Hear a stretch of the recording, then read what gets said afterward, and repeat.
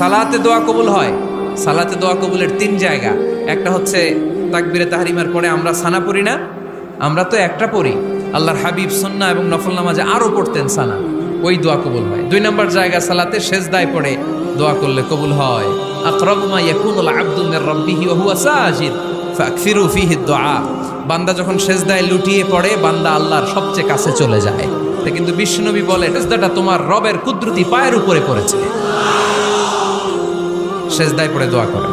সালাম ফিরানোর আগে বিশ্বনবী দোয়া করতেন, লা ইউসাল্লিমান্না আহাদুকুম হাত্তা ইয়াতাআওয়াযা মিন আরবা'a।